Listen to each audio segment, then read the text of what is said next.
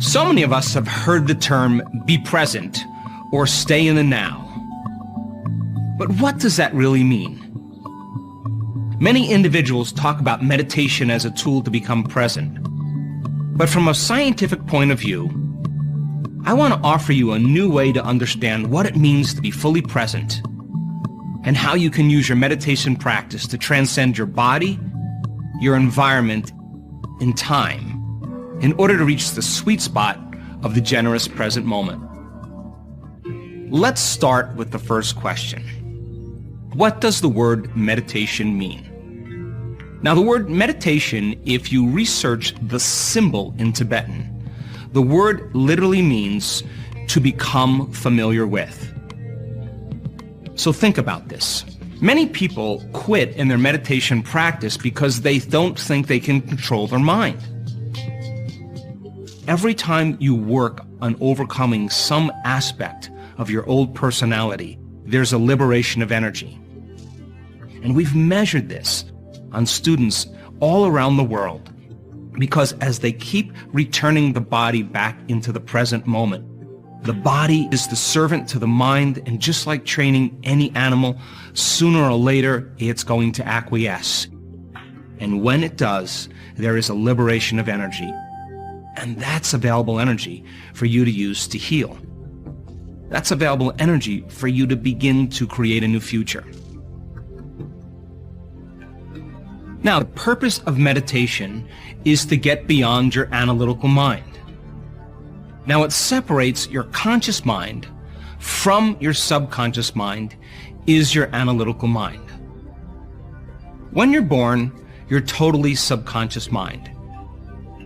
And we know this to be the case because children's brainwaves for the first 6 years of their life are in a very slow state, and it makes them very suggestible to information.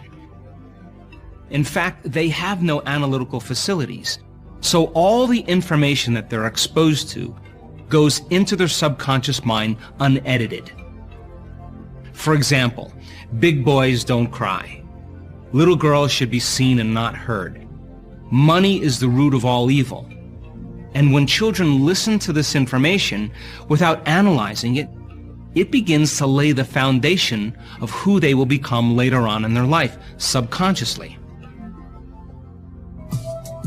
Now, because brain waves are changing and the child is interacting more in the environment, and as the child, by trial and error, is noticing different feelings or different experiences that produce different emotions, when they start feeling new emotions, they begin to pay attention to the cause. Their brain waves start to speed up and they move into what's called alpha brainwave patterns. And they begin to develop their analytical mind.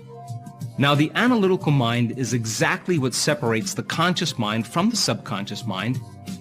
And as children's brain waves change because they're interacting with their environment, somewhere between the ages of 6 and 9, they begin to completely form their analytical mind. Once that analytical mind is formed, they begin to divide the conscious mind from the subconscious mind. Now, as we've been saying all along, your conscious mind is 5% of your total mind. Your conscious mind is made up of things like logic and reasoning, which gives rise to your faith, your will, and your creativity. Now, your subconscious mind, as we've been saying all along, is made up of 95% of who you are by the time you're 35 years old, and those are all those hardwired attitudes, unconscious beliefs and perceptions, subconscious habits and behaviors, and that makes up the majority of who you are. Now, the analytical mind is always busy working. The analytical mind is important for us because we need our analytical mind to survive in our life.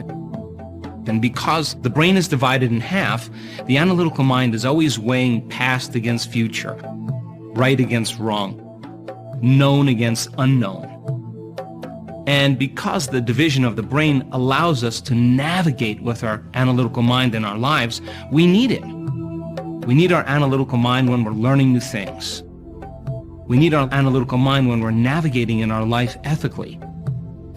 We need our analytical mind when we need to make decisions and choices that are really important. But when you throw in the hormones of stress, and the brain becomes aroused because of the emergency state the brain is in, we become overly analytical.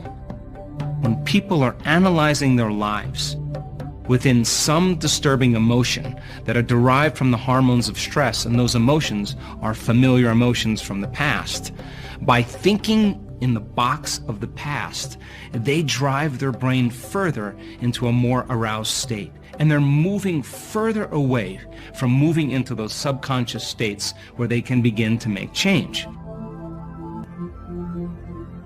So the whole purpose of meditation then is to get beyond the analytical mind and enter the operating system where those subconscious programs exist.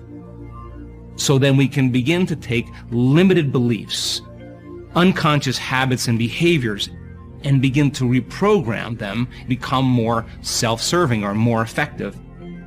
Now, you can't change the subconscious mind with your conscious mind. You have to get beyond the analytical mind in order to do that. So some people have a very thin veil between their conscious mind and their subconscious mind. And the thinner the veil between your conscious mind and subconscious mind, the more you are suggestible to information. In other words, just like the child, that information can enter the subconscious mind and begin to have an effect on us. So we want to be more suggestible during the meditative process because we want to accept, believe, and surrender to certain thoughts without analyzing it, so we can begin to program our subconscious mind. So then others have a very thick veil or thick barrier between their conscious mind and their subconscious mind, and they're less suggestible to information. And suggestibility is your ability to accept, believe, and surrender to information without analyzing it. So information doesn't pass through the analytical mind as easily. So then the more analytical you are, the less suggestible you are to information. The less analytical you are, the more suggestible you are to information. When you learn how to control your brainwaves and move into a state of trance, you pause in your brain, and your brain kind of moves into stasis. And in that state where you're not thinking and analyzing and you're in a state of trance, you're more suggestible to information, and you move your brainwaves from the thinking conscious mind into a slower brainwave pattern in the subconscious mind.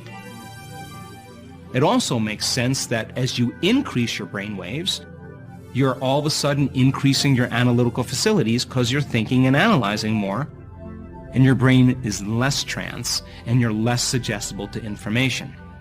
So, in the meditative process, as we begin to reprogram those subconscious states of mind and body, what we want to do is learn the skill, learn the formula, apply the tools to practice getting beyond the analytical mind so that you can begin to make those subconscious changes that become more permanent.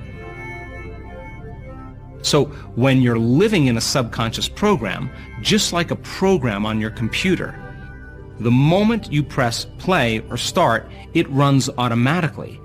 That's exactly what happens subconsciously. And many people have subconscious programs that are defining their lives. Even though their conscious mind wants something else, their subconscious mind may be sabotaging their outcome.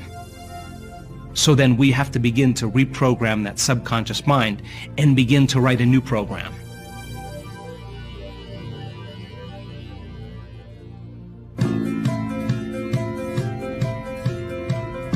So now that I've laid out the basics of the model of meditation and how you can transcend your analytical mind, your body, your environment, as well as the familiar past and the predictable future in time, in order to create a new life, shouldn't we be meditating on a daily basis? And we live in two states of mind. We either live in a state of survival or we live in a state of creation. And living in survival is living in stress. And the majority of people in this world spend the majority of their time living in stress and living in survival. In that state, it's impossible to create. Oh.